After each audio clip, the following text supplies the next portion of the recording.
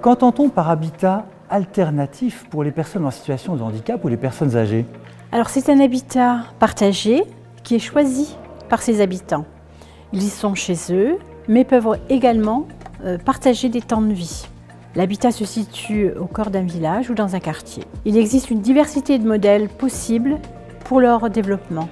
Une enquête a été menée et a révélé qu'une majorité de personnes souhaitent vivre chez elles le plus longtemps possible.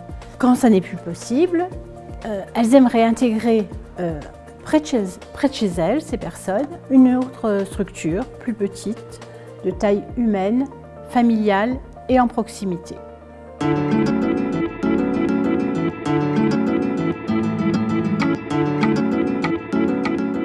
Je me sens très bien, tout est confortable, les gens sont agréables, une pièce bien éclairée et tout. On a beaucoup de distractions, il y a des jeux, on fait des jeux. Je fais mon petit ménage tranquillement, je vais quelquefois chez des personnes discuter. Et je me plais ici de mon petit appartement, il est coquet. Il n'y a rien à redire du côté là, c'est impeccable.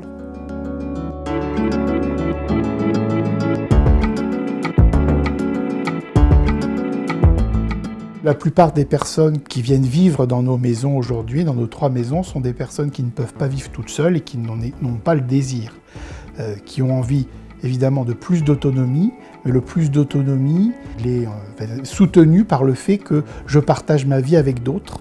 J'ai ma soeur qui habite pas très loin d'ici et c'est comme ça que je suis vraiment pas seul, c'est comme ça que je suis surtout venu ici à l'Arche. Quand je ne suis pas seul.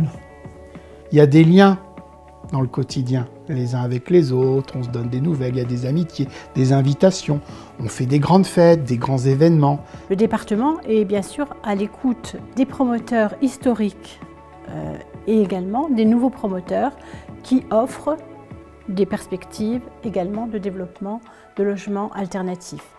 Le département s'engage lui-même aux côtés de ses partenaires dans le portage des projets.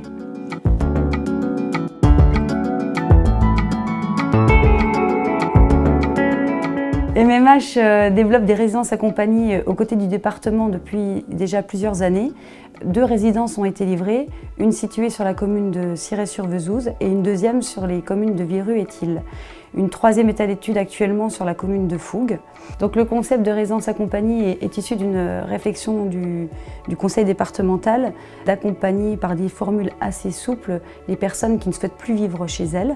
Donc on peut accueillir un public qui est en perte partielle d'autonomie ou des personnes qui souhaitent plus ou moins vivre en communauté avec d'autres locataires voisins. Le choix de son habitat doit rester un choix et ne doit pas être subi. L'ancrage territorial a une importance capitale et encore plus important pour nos aînés. Il est important de pouvoir leur proposer une offre adaptée en maintenant leur environnement, donc à proximité de chez eux.